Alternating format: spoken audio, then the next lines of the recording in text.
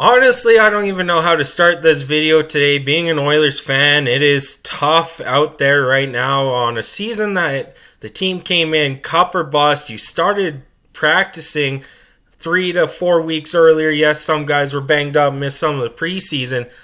But Jack Campbell was, in the preseason, the goalie to go to. And now today, the Edmonton Oilers places him on waivers for purpose of assignment to go down to Bakersfield. There's part of me as an Oilers fan that hopes, hopefully he gets claimed. We could save that salary cap. That would be great, but that's probably highly unlikely, knowing that Cal Peterson last summer did the same thing when he got traded to Philadelphia there from the LA Kings. They put him on waivers. No one claimed him. I can see maybe the same thing happening with Jack Campbell. He's going to go down there, and there's two scenarios here. He either proves that he can still be a goalie in the NHL and help the Oilers, halfway through the season, after Christmas break, try and find his game because it's not going to happen in Edmonton right now, or he's just going to stay down there and they will buy him out. A couple people I saw on Twitter under Jason Greger's post said, what would it be like if the San Jose Sharks actually picked up Jack Campbell and played him, I believe it's Thursday night against the Edmonton Oilers? Oh, that could be a possibility, I guess. That is kind of far-fetched. But the huge news out of Edmonton right now, Jack Campbell on waivers going down to Bakersfield. As far as we know, Calvin Pickard is going to be the goalie to come back up and probably more than likely back up Stuart Skinner. I would give him a few starts, see what he can do in the NHL. Rodrigue would have been my option at this point, but again, he's a younger goalie. He can learn stuff still in the AHL. And for Jack Campbell, last season a lot of people were like, he was good after the slump he had at the start of the year and Stuart Skinner took over. The guy did go 21-9-4 last season for the Edmonton Oilers, but had an .888 save percentage. That is why the Edmonton Oilers went on that stretch after getting Matthias Ekholm. Is Stuart Skinner stepped up, did his thing, but the Oilers were scoring more than 4 goals a game. They are now down to, I think it's about 2.6 goals a game in that area, and honestly, they're getting outscored more than they are scoring. McDavid doesn't look like he is McDavid right now. Draisaitl can't hit the net on his one-timers from his spot. It's kind of sad. Evan Bouchard, as much as a defensive liability he is one of the top offensive guys for us. He is tied with McDavid in points, unless I missed a point last night by Evan Bouchard. The defense is outscoring our bottom 6 forwards. You can put our second line in that, and the defense will be close to outscoring them. You take Draisaitl and McDavid out, the defense beats all of them at that point.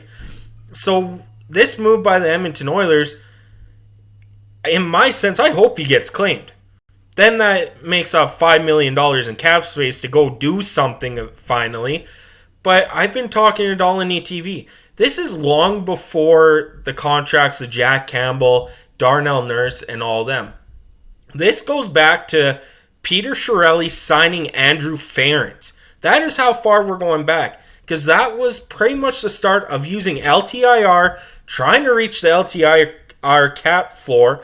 Then Clefbaum got hurt. And now we're in the scenario where, as most of you, Darnell Nurse making $9 million plus a year seems a little bit off, but at the time frame, that's where Seth Jones got his money, Zach Werenski. Out of those 3 that signed those major deals that year, I think we got the better one of the 2. Yes, you could argue Seth Jones and Darnell Nurse could potentially be a 1-for-1 swap. I'm not saying do that, but Zach Werenski's been hurt this whole time, and that's not happening. Now, Jack Campbell, he was the major move. There was Darcy Kemper as well, who was available that year, but the Oilers decided, hey, let's stick with our tradition and go and sign a former Toronto Maple Leaf player. Yes, Zach Hyman worked out, CC so-so. Tyson Barrie worked out a bit until we needed an upgrade on defense, which Ekholm defensively is better than Tyson Barrie. Not saying offensively, defensively. And then we go and sign Jack Campbell, who's supposed to be this goalie that for 5 years we could go to the Stanley Cup with. We can win the Stanley Cup. Now he's in the AHL. Come on, Ken Holland. You got to do something now, because if the Edmonton Oilers lose on Thursday to the San Jose Sharks, you're losing half the fan base. I was joking around with Dolan TV saying, you know what, if this is the way the team's going to go by January, we could get Sportsnet lounge seats for probably $200 and go enjoy the food and watch some pretty bad hockey at that point.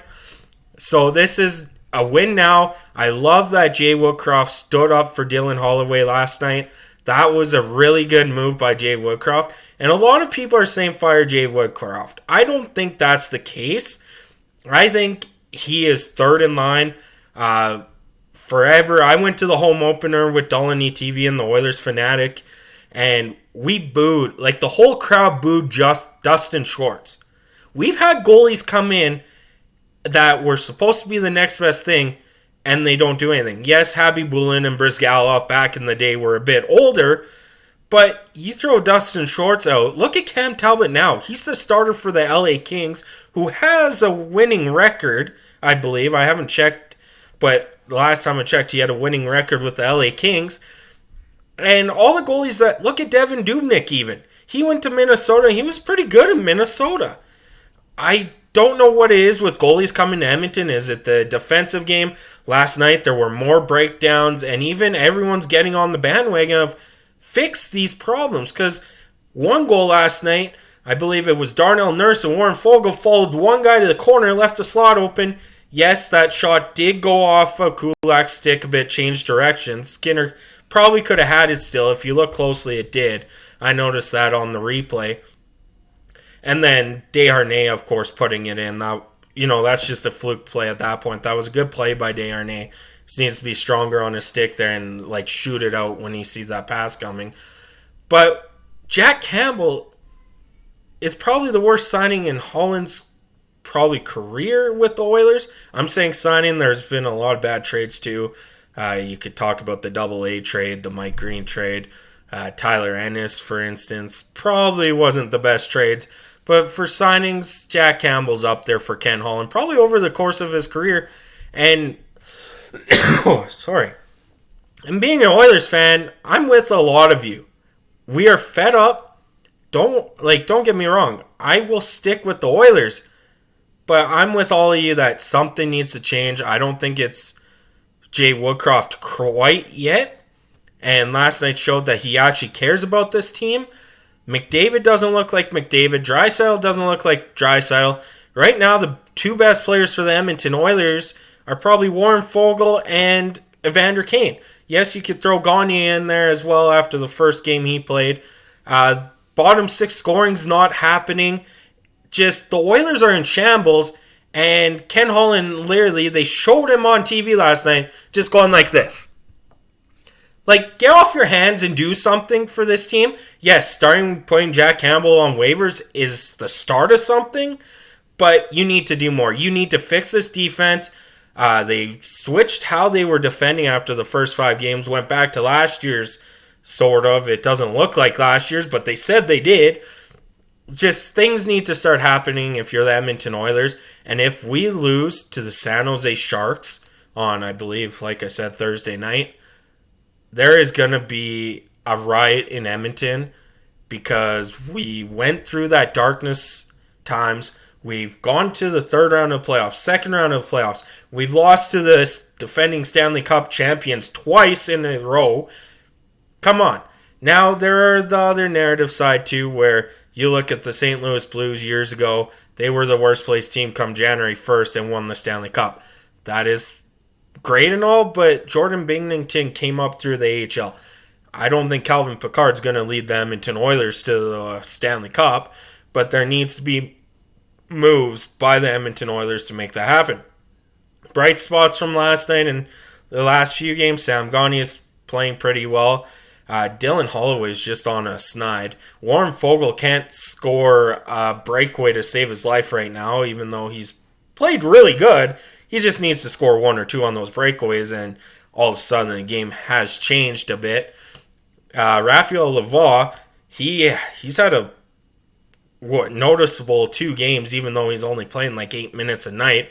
I think he's really underutilized. He goes to the net, he gets to the hard areas, he has a shot, and then Ryan McLeod, of course, shined with McDavid, but couldn't get anything going last night. But we need more from the bottom six. I think Holloway needs to step up. He is playing good, but he's snake bitten. Put Laval up with McDavid for a game. Just see how it goes. He has a shot first mentality, which makes him really lethal and could actually help that top line or the second line. But that is it for me today. Thank you so much for tuning in. I'm on out of here.